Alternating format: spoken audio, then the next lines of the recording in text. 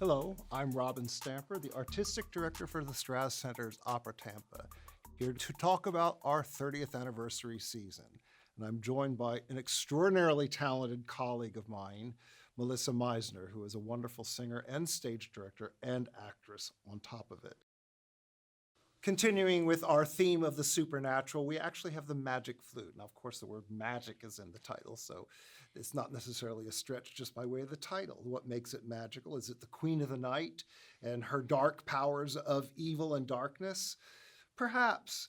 But I think one of the most interesting parts of the story, yes, we love the magic flute. We love Papageno, the bird catcher, and the fact that he's such a fun-loving character. All he wants is his to find a wife. But there's a lot more to the story than that.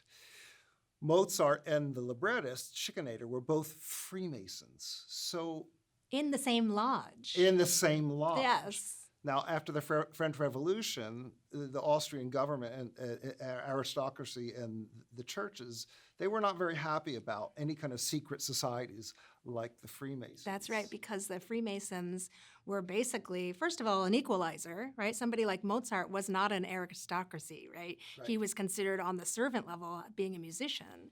And so him becoming a Freemason equalized him in that society, in that secret society. But they also were attributed for causing the American Revolution and causing the French Revolution. So in Austria, it was a very touchy subject, and yet they just dove right into the libretto for the magic flute, making it very clearly Masonic testament. All within the realm of this beautiful and often fun piece of music. So you can enjoy the magic flute if you don't know the first thing about the symbolism, but it's there. Well, tell us about the number 3. Yeah, so the Masonic society is based on these 3 pillars, and the initiation rite is this 3-tiered thing. And so the number 3 comes up over and over in the libretto, with the 3 ladies and the 3 spirits.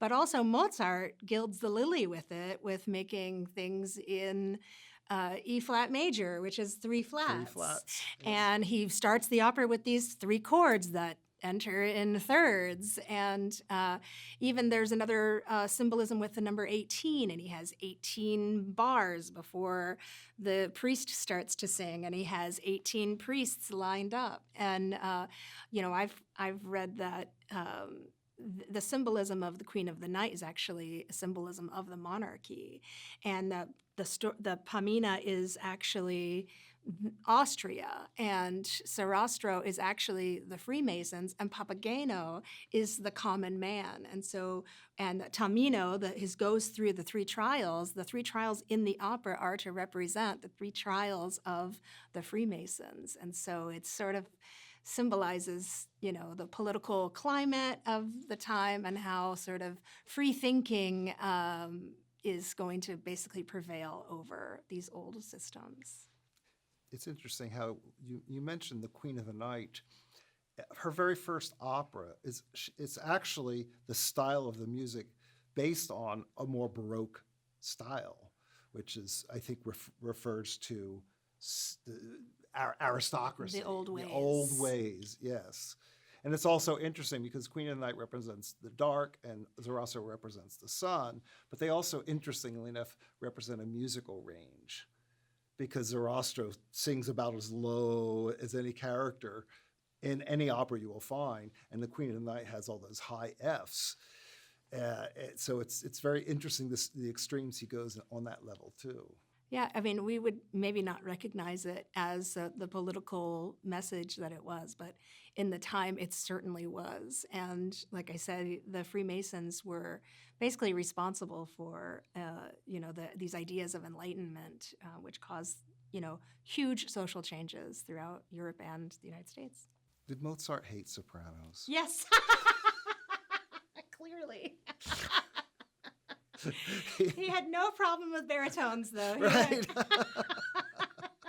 But you still see, I have to mention, because this is who I am as a stage director, you still see those commedia archetypes in Mozart's comedy, right? I mean, even though Papageno, it represents every man, he definitely is He's also Arlecchino, right? And Tamino and Pamina are definitely the lover.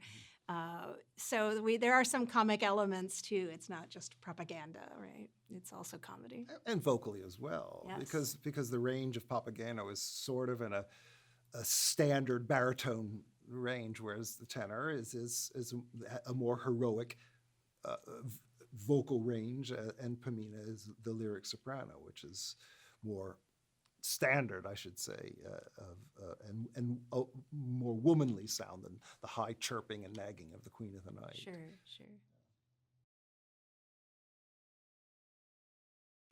Probably the most beloved character in the Magic Flute, and the character that brings the most comic relief, is Papageno. Papageno is the bird catcher for the Queen, so normally he dresses up in some sort of outlandish bird costume, and he has a little pipe that he plays that has 5 notes, and that helps lure the birds as well. This is Der Vogelfänger bin ich ja, means I am the bird catcher.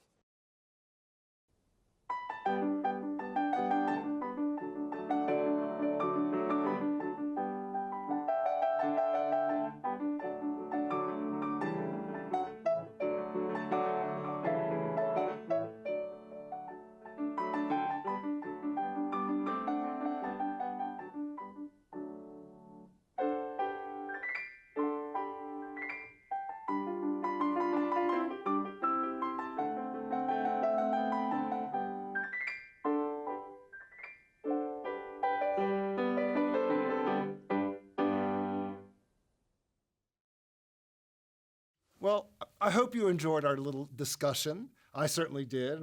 Melissa, delighted as always. Thank you. So please come see our 30th anniversary season, our season of Supernatural, and the tickets are on sale right now.